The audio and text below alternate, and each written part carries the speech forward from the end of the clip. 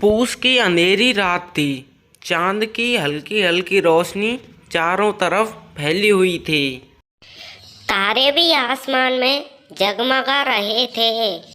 भोला अपनी झोंपड़ी में बैठे हुए यह सोच रहा था कि आज खाने का इंतजाम कहाँ से किया जाए। सवेरे से उन्होंने कुछ नहीं खाया था। घर में अनाज का एक दाना भी नहीं था। भोला की पत्नी उसे बाहर जाकर कुछ खाने को लाने के लिए कहती है।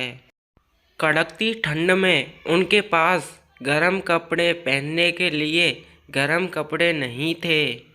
भोला की पत्नी बच्चों को आग के पास बैठाकर आग जलाकर भोला के लौटने का इंतजार करने लगती है।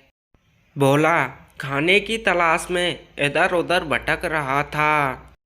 चलते चलते उसका सिर इतना फटा हुआ जा रहा था चिंता के कारण। पूस की रात थी। गांव के सभी लोग समय से पहले सो गए थे।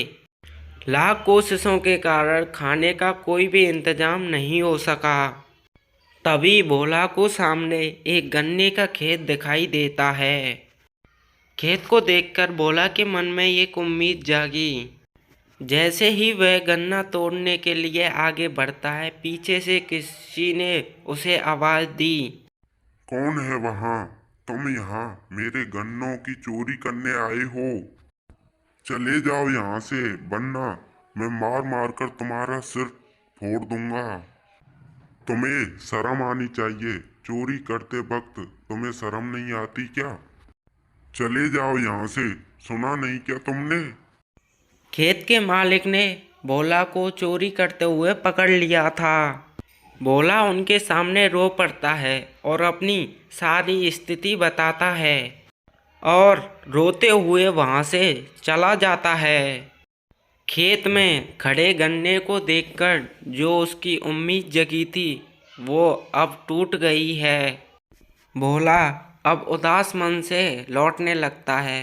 अब उसे नहीं पता था कि अब वह क्या करेगा। चलते चलते वह गांव के किनारे आ जाता है और एक पेड़ के नीचे जाकर बैठ जाता है। वह पेड़ के नीचे जाकर बैठ जाता है और अपनी समस्याओं के बारे में सोचने लग जाता है। परंतु उसे एक नींद आने लगती है और वह वहीं सो जाता है।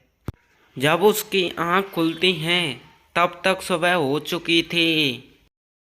वह घबराकर वहाँ से उठता है और घर की तरफ दौड़कर घर पहुँच जाता है।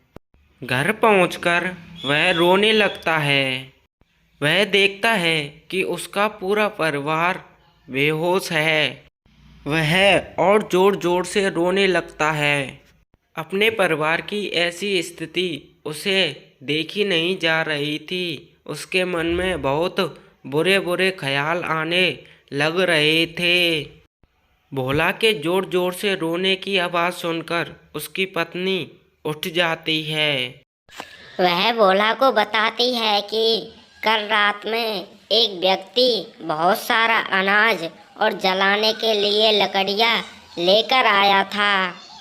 वह उस आदमी को नहीं जानती है, परंतु उस आदमी ने हमारी बहुत मदद की थी।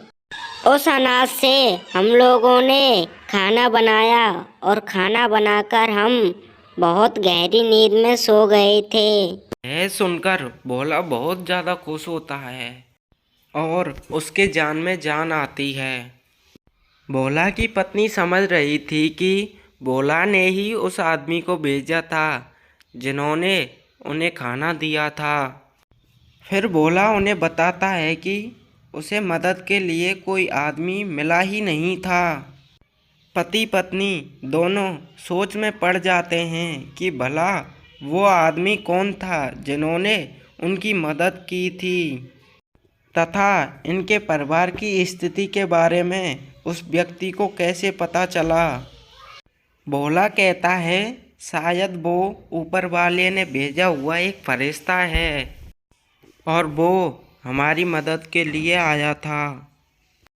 जब हम मुश्किल में होते हैं तो ऊपर वाला किसी न किसी को हमारी मदद करने के लिए भेज ही देता है।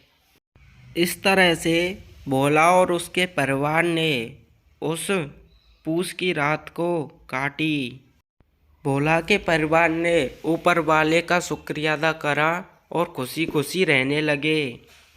इसी तरह की और वीडियो देखने के लिए हमारे चैनल को सब्सक्राइब कीजिए।